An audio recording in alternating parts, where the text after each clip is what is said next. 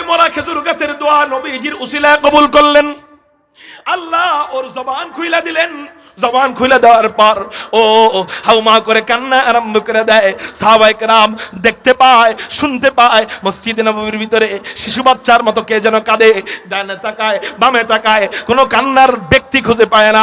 নবীজি বাম দিকে তাকায় বুঝে ফেলেন মরা খেজুর গাছ নবীজির বিরহ যন্ত্রণায় কাঁদতেছে। নবীজি খুতবা বন্ধ কইরা মরা খেজুর গাছের কাছে যায়, মরা খেজুর গাছকে জড়ে ধরে চুমু দেয় আর সান্ত্বনা দেয় আর বলে, এই মরা খেজুর গাছ, তুই আমার প্রেমে কানলি, তুই আমার মোহাব্বতে কানলি, তাই না?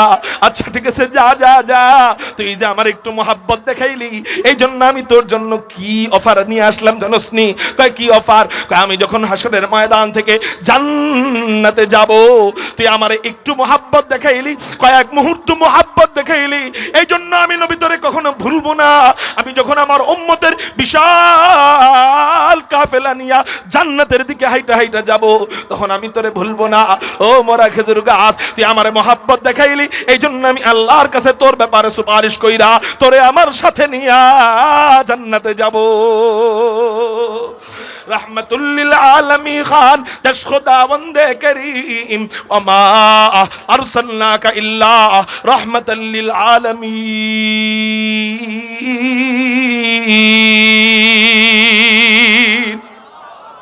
मोहतरम हाजिरीन, মরা খেজুর গাছ নবীজিরে কয়েক ঘন্টা মোহাব্বত দেখাইছে না কয়েক মুহূর্ত? তা আমি যদি নবীজিরে মরণ পর্যন্ত মোহাব্বত দেখাইতে পারি, ও নওজওয়ানরা, ও আশিকে রাসূলুল্লাহ, ও আহলে হক উলামায়ে দেওবন্দের অনুসারীরা, আপনারা যদি নবীজিকে মরণ পর্যন্ত মোহাব্বত দেখাইতে পারেন, কথার কথা দাড়িটা নিয়ে যদি কবরে যাইতে পারেন, আল্লাহু আকবার, হাসরের ময়দানে নবীজির সাথে যখন সাক্ষাৎ হবে, বলেন তো আমরা মরা খেজুর গাছের চেয়ে কম দামি না কোটি গুণ বেশি দামি? কত কোটি গুণ? মরা খেজুর গাছ তো একটা সাধারণ খেজুর গাছ, এটা মরে গেলে মানুষ লাকড়ি হিসাবে আগুনে পোড়ায়। আর আমি আপনি কেমন? আমি আপনি আশরাফুল মাখলুকাত, সৃষ্টির সেরা সৃষ্টি, শুধু তাই না শ্রেষ্ঠ নবীর শ্রেষ্ঠ উম্মত। আমি যদি নবীজিকে যায় বলতে পারি, আল্লাহকে যায় যদি হাসরের ময়দানে বলতে পারি, তেরে মাহবুব কি ইয়া রব শবাহত লেকে আয়া হু, हकीकत उसके तू कर मैं सूरत लेके आया हूँ, न आज़मत लेके आया हूँ, न शफ़क़त लेके आया हो, मोहब्बत लेके आया हूँ, मोहब्बत लेके आया हो। ओ अल्लाह, ओगो আমার ওগো আল্লাহর পয়গম্বর, আমি উসমানের আমলের মতো আমল আনতে পারি নাই, আবু বকরের আমলের মতো আমল আনতে পারি নাই, আলীর আমলের মতো আমল আনতে পারি নাই। ও আল্লাহ, তোমার রাসূলের আমলের মতো আমল আনতে পারি নাই। এই যে তাকায় দেখো, গাল ভর্তি দাড়ি নিয়ে আসছি, তোমার রাসূলের সুরতে আমার নিজেকে সাজাইছি। আল্লাহ অন্তত এই উসিলায় মাফ করে দাও। নবীজিকে যায় যদি বলতে পারি, ওগো রাসূল আপনি কেমন নবী, আপনি কেমন রহমতওয়ালা নবী, মরা খেজুর গাছ সামান্য ভালোবাসা দেখায়, এই জন্য ওরে নিয়ে যদি আপনি জান্নাতে যাইতে পারেন, অথবা ওরে যদি আপনি যায় সান্ত্বনা দিতে পারেন, আমি আপনার কারণে দামি। আমরা কার কারণে দামি? নবীজির কারণে, কারণ নবীজির উম্মত, সেই হিসেবে আমরা নবীজির কারণে দামি, শেষ নবীর উম্মত।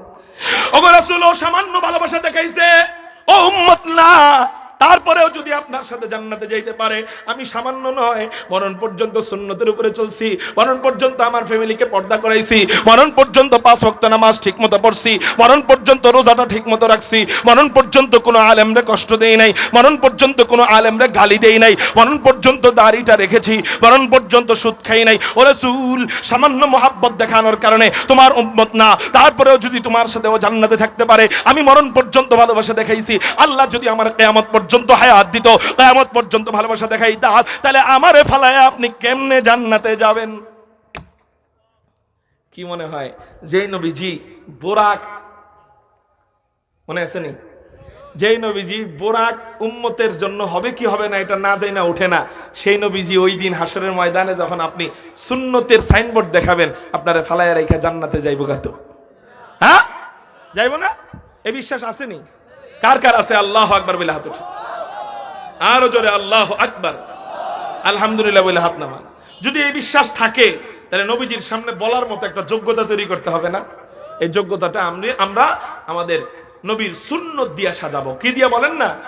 আমার ফ্যামিলি, আমার পরিবার ব্যক্তি জীবন, পারিবারিক জীবন, সামাজিক জীবন, রাষ্ট্রীয় জীবন সুন্নত মোতাবেক সাজাবো। মান আহাব্বা সুন্নতি ফাকাদ আহাব্বানি ওয়া মান আহাব্বানি কানা মাই ফিল জান্নাহ। নবীজি বলেন, যে ব্যক্তি আমার সুন্নতকে ভালোবাসলো সে যেন আমাকেই ভালোবাসলো, আর যে আমাকে ভালোবাসলো কানা মাই ফিল জান্নাহ, সে আমার সাথেই জান্নাতে থাকলো। চিৎকার দিয়া বলেন সুবহানাল্লাহ।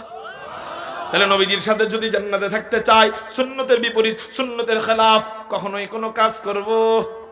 নবীজি বলেন শুধু আমার সুন্নত মানলেই হবে না, আমার সুন্নতের মধ্যে অন্তর্ভুক্ত আলাইকুম বিসুন্নতি ওয়া সুন্নাতিল খুলাফাইর রাশিদিন আল মাহদিয়িন। ইবনে মাজাহ শরীফের 41 নম্বর হাদিস, সহিহ হাদিস। আলাইকুম বিসুন্নতি, আমার সুন্নতরেও মানতে হবে, ওয়া সুন্নাতিল খুলাফাইর রাশিদিন আল মাহদিয়িন, আমার খলিফায়ে রাশিদিন যারা, এদের সুন্নত। যেই চার খলিফাকে মওদুদি সাহেব গালি দেয়, যেই চার খলিফার ভুল ধরে, মওদুদি সাহেব যেই চার খলিফার বিরুদ্ধে কলম ধরে, সেই মওদুদি সাহেব চার খলিফার বিরুদ্ধে কলম ধরে, নবীজি বলেন না, কলম ধরবা তো দূরে থাক, আলাইকুম বিসুন্নতি, আমার সুন্নত মানবা, ওয়া সুন্নাতিল খুলাফাইর রাশিদিন আল মাহদিয়িন, আমার সুপথপ্রাপ্ত খলিফায়ে রাশিদিন যারা, চার খলিফা যারা, ওমর যারা, আবু বকর যে, ওসমান যে, এবং তাদের সাথী সঙ্গীদের সুন্নতকে অনুসরণ করো তো জান্নাত পাইবা।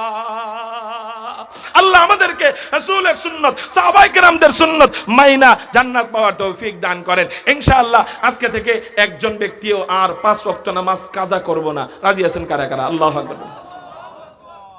হাত নামান, এটা হাত উঠাইছেন, এখন দাঁড়াইবেন।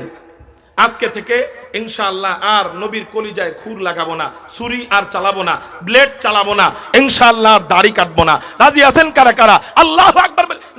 দাঁড়ায় যান, দাঁড়ায় যান, দাঁড়ায় যান, দাঁড়ায় যান। রাজি আছেন ইনশাআল্লাহ? দাড়ি রাখবেন ইনশাআল্লাহ? আর জীবনে দাড়ি কাটবেন না তো ইনশাআল্লাহ? দাড়িওয়ালা চেহারা নিয়ে দেখা করতে পারবেন না ইনশাআল্লাহ। আসসালামু আলাইকুম ওয়া রাহমাতুল্লাহি ওয়া বারাকাতুহু।